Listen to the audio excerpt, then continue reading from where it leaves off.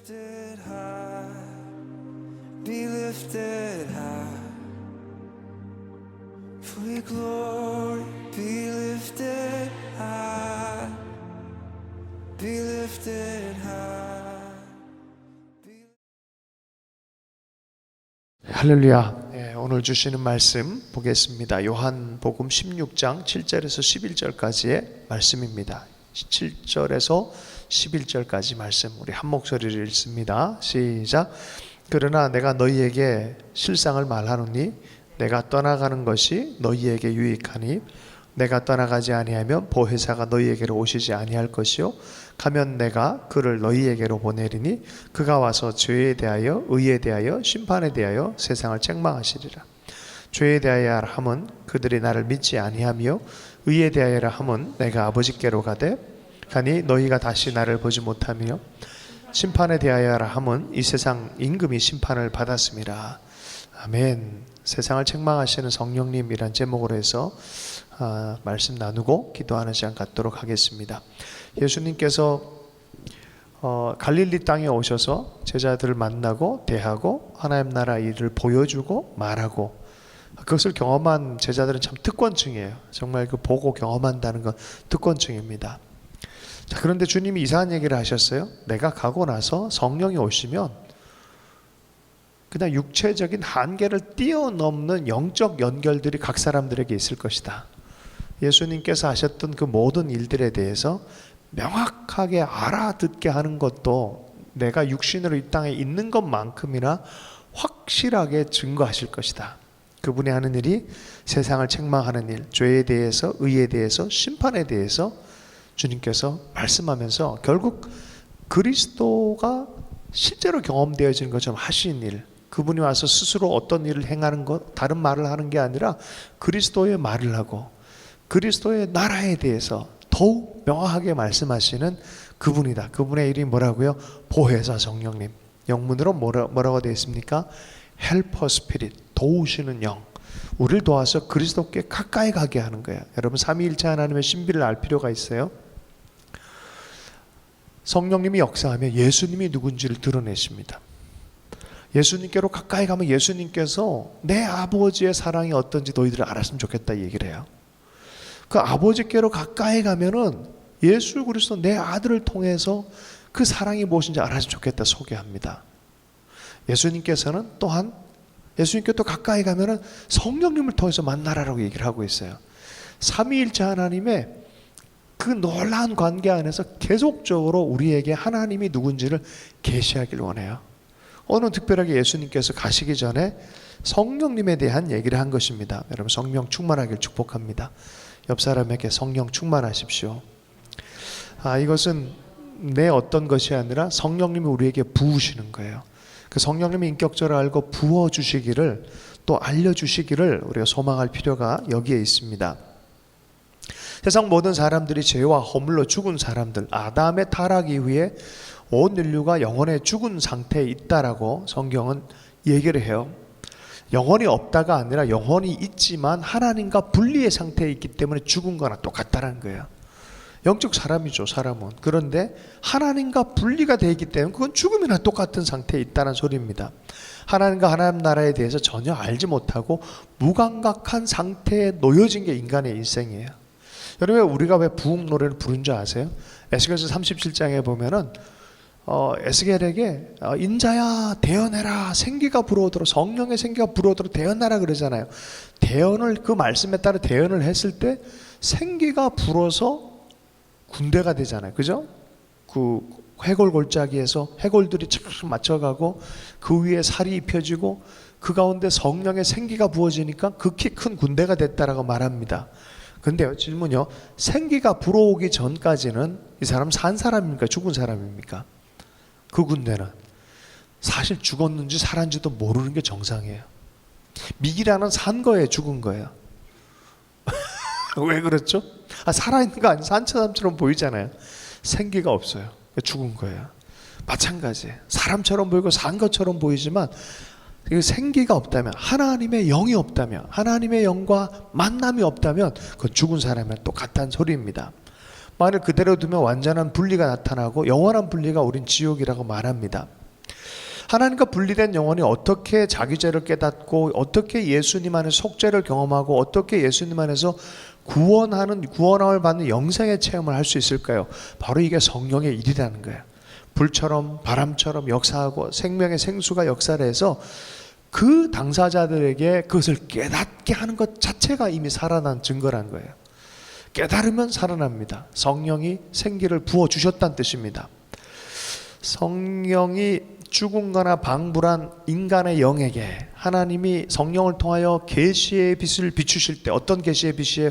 예수님이 누군지에 대한 정확한 계시의 빛이에요. 바람처럼 예수님이 그런 얘기해요. 너가 거듭나야겠다. 사고체계에 꽉 갇혀서 헷갈렸어요. 니고데모 도대체 어떻게 해야 거듭나는 게 도대체 뭐예요? 그랬더니 성령 안에서 네가 거듭나야 된다. 네 정체성과 네 생각과 가치관 자체가 성령 안에서 뒤집어져야 된다는 소리예요. 예수님을 정확하게 보고 이해할 것이 필요하다. 그게 어떻게 가능해요? 엄마 뱃속에 다시 들어가야 됩니까? 했을 때 뭐라고 얘기합니까? 성령이 하신다. 성령은 어디서부터 오는지 인간적으로는 차원이 다르기 때문에 인간의 이해를 넘어선 초월적 이해다. 이것은 계시의 차원이라는 소리예요. 그러나 깨달을 수는 있다. 어떻게? 어디서 오는지는 모르지만 바람이 불면은 나뭇잎이 흔들리는 것처럼 성령은 실제 하신다라는 얘기예요. 어떻게 이해했는지 다 설명하기 어려워요. 그죠? 예수 믿을 때 뭔가 이해가 다 돼서 막 공식적으로 이해가 돼서 이해가 됐습니까? 아니거든요. 그냥 알아버렸어요. 예수님이 주님이시네. 그리고 갑자기 눈물 콧물이 터지고 우리 하나님을 발견한 그 기쁨 안에서 무릎 꿇기 시작합니다. 회심이 일어나기 시작하고, 그리스도의 구원의 이 복음 가운데 우리가 죄와 저주 안에 있었다는 걸 깨닫게 하고 그리스도를 붙잡게 하는 것 자체가 성령께서 행하는 일입니다. 성령의 역사가 없으면 죄와 저주 안에 허물 안에 있는 영혼이 아무리 복음을 얘기해도 허무맹랑한 얘기로밖에 안 들려요. 이걸 뭐라 합니까? 생감자라 그래요. 아무리 해도 이게 안 들어가. 아무리 해도 안 돼요. 자, 그런데 고린도전서 2장 9절 10절의 말씀에 보면은 주의 성령님이 이것들을 행하신다는 거예요. 2장 9절 10절 말씀입니다. 하나님이 자기를 사랑하는 자들을 위하여 예비하신 모든 것은 눈으로 보지 못하고 귀로도 듣지 못하고. 여러분, 그래서 하나님을 깊이 알려고 책을 읽고 철학을 하고 공부를 해서는요 안 보인다니까요. 처음부터 내 눈과 내 귀로 깨닫고 듣고 하는 수준이 아니라니까요. 수준이 달라요. 아멘이세요? 그래서 사람의 마음으로도 생각하지 못함이었다 함과 같으니라. 오직 하나님의 성령으로 이것을 우리에게 보이셨으니 성령은 모든 것 곧 하나님의 깊은 것이라도 통달하시느니라. 그래서 성령이 우리에게 그리스도를 알게 하는 계시를 허락하신다는 것이죠. 사람이 감각이 지닐 수 있는 지성은 한계가 있어요. 그래서 목사들이나 가르치는 사람은 한계를 갖고 가르칩니다. 그냥 할 뿐이에요. 할렐루야. 그러나 그걸 진짜 알게 하고 진짜 체험하게 하시는 분은 누구다? 설교자가 아니라 성령이세요. 그래서 우리가 기도하는 거예요. 성령님 오늘도 역사해 주십시오. 예배할 때도 마찬가지. 우리는 노래할 뿐이지만 하나님이 그것을 영적인 예배로 만드는 건 성령께서 하신 일이죠. 성령께서 이 세상에 오셔서 우리를 깨우치는 것을 성령의 사역이라고 합니다. 세 가지 차원에서 오늘 예수님이 얘기했는데요. 성령님은 죄에 대하여 이 세상을 책망하신다라고 말합니다. 죄가 뭘까요? 하나님부터 쫓겨난 상태 자체, 하나님과 분리되어진 상태를 죄의 상태라고 합니다. 죄가 뭘까요? 불순종이라 그러잖아요. 말씀을 지키지 않음으로 죄의 상태는 어떻게 됩니까? 하나님과 죄는 선악과를 먹었을 때 시작됐습니까? 먹으려고 하는 마음을 먹었을 때 시작된 겁니까? 선악과를 먹으려고 마음을 먹을 때 시작해서 결론은 선악과를 먹었을 때, 실행했을 때 죄는 잉태되어져서 탄생이 되어진 거야. 죄가 들어오면서 어떤 죄의 상태가 됩니까? 죄를 마음에 먹는 그 순간에 하나님을 회피하고 하나님과 분리되려는 속성이 생겨버려요. 주님이 불러도 도망치고 싶은, 분리하고 싶은 마음, 이미 말씀을 거부하고 돌아선 그 상태가 죄의 상태예요. 사실은 그 상태가 어떤 상태라고요? 하나님과 소통이 점점 막히는 상태란 소리예요. 죄가 만든 거예요. 그래서 하나님과의 사이는 무엇이 갈라놓냐? 죄가 갈라놓는다는 얘기를 하는 거예요. 죄된 태도, 이것이 갈라놓는다는 거예요. 갈라놓는다는 거예요. 죄의 생각, 죄의 태도, 죄 자체보다 그 마음의 태도 자체가 죄성의 가장 근본적인 거예요. 하나님을 향해서 불신하는 태도를 갖고 하나님을 오해하는 마음을 먹기로 결정한 그 순간이 실은 죄가 잉태되고 있는 시간이에요. 여러분, 그래서 진짜 좋은 신앙은요, 하나님은 사랑이시다, 사도들의 전통, 성경의 전통을 따라서 하나님의 사랑에서 조금도 의심하지 않는 거예요. 아멘이세요? 하나님은 우리를 사랑한다는 것, 하나님은 우리의 선한 계획 갖고 계시고 그리스도로 우리를 계속해서 초청하고 계시는 것에 대해서, 미래를 향한 구원의 소망을 갖고 계신 것에 대해서 의심하지 않길 축복합니다.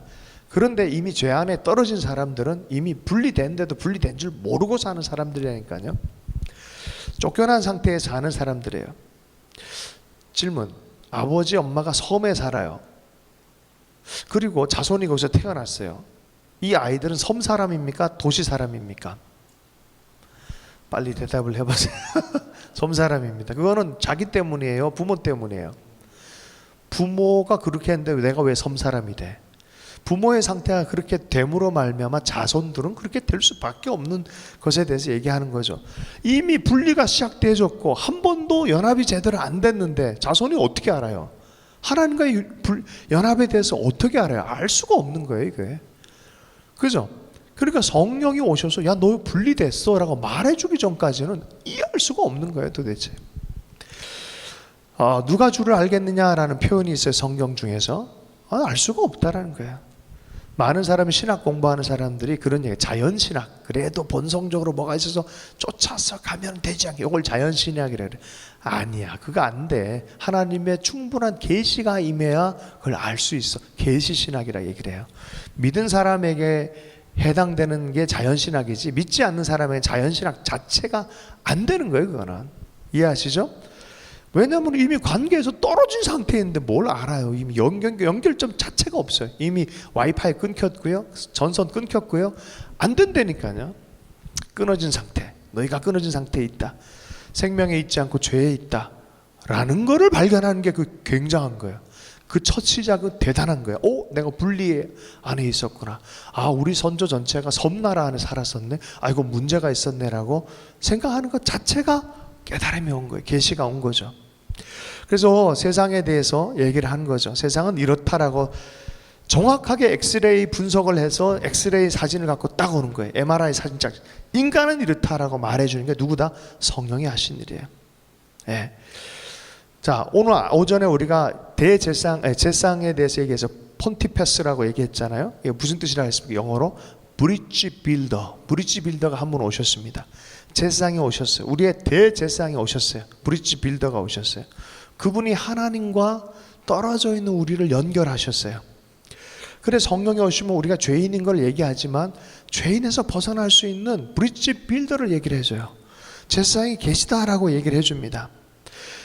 어리석게 멸망하지 말고 주님 앞으로 나오라라고 말합니다. 그래서 두 번째, 예수님께서는, 성령님께서는 의에 대하여 세상을 또한 책망하고 의에 대해서 얘기해 준다라고 말합니다.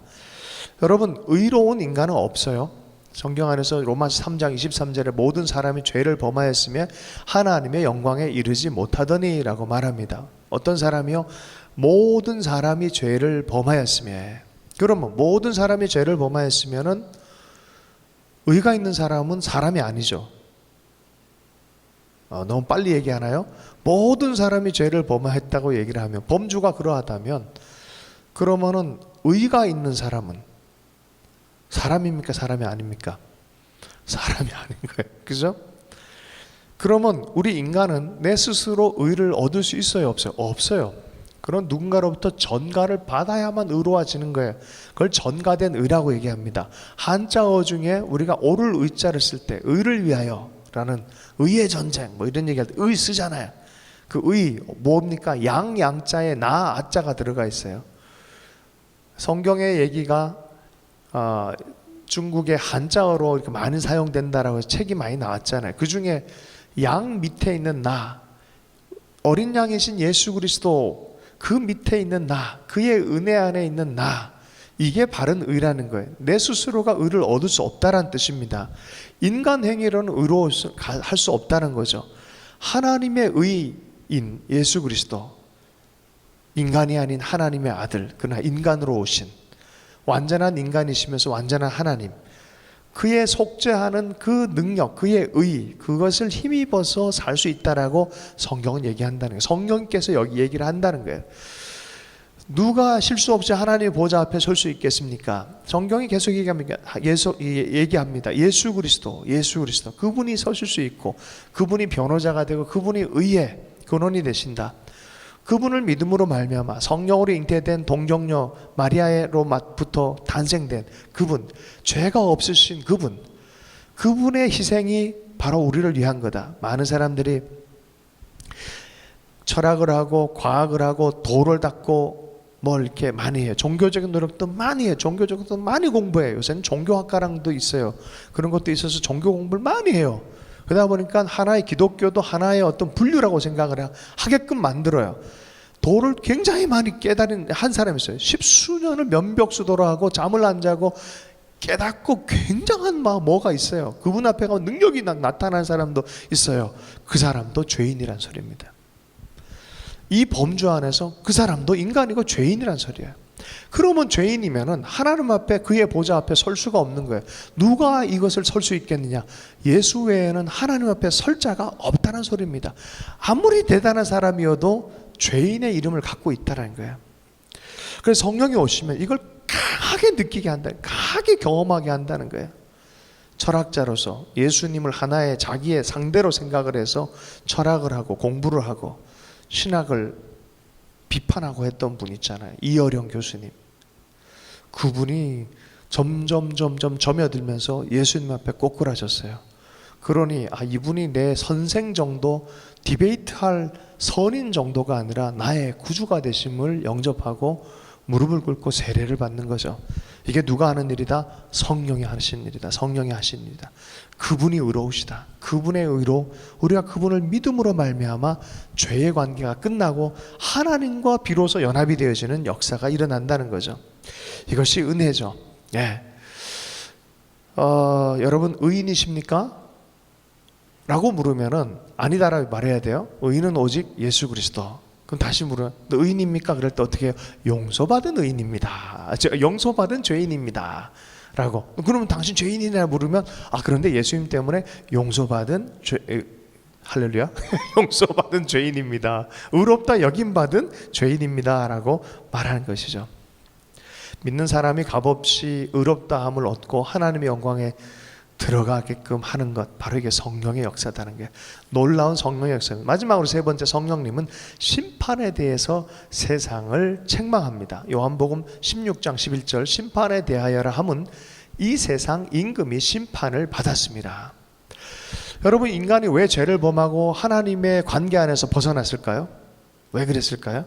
가만 생각해 보면 꼬드긴 인간이에요. 꼬드긴 존재가 있어요. 인간이 아니라 누구였어요? 마귀가 꼬드겼어요. 에덴 동산에서 꼬드겼어요. 그리고 그 순간에 사기를 당한 거예요. 인간들은 실은 하나님의 사람들이 마귀적인 음성을 들으면서 그 믿음으로 살기로 결정하다 보니까 사기를 당해버린 거예요. 여러분, 사기당하지 않길 원합니다. 생명나무를 끝까지 붙들고 살길 원합니다. 선악과 먹으며 살면요 안 돼요. 생명나무를 계속 붙들고 살아야 돼요. 예수님처럼 살기로 결정해야 돼요. 하나님의 사랑을 붙들고 살기로 결정해야 돼요.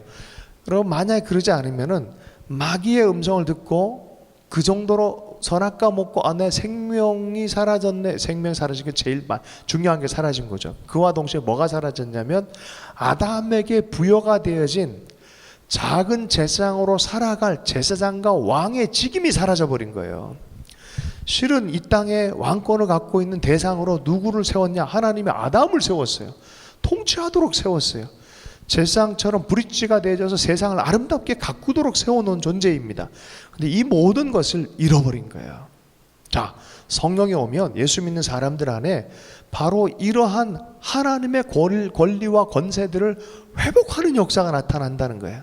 할렐루야. 성령 충만하다는 소리가 바로 그런 소리예요. 여러분, 사탄이 자꾸 속이지 못하게 하십시오. 여러분 권세가 있는 사람들이에요. 아멘이십니까? 이름에 권세가 있는 사람들이에요. 그리고 선포해야 돼요.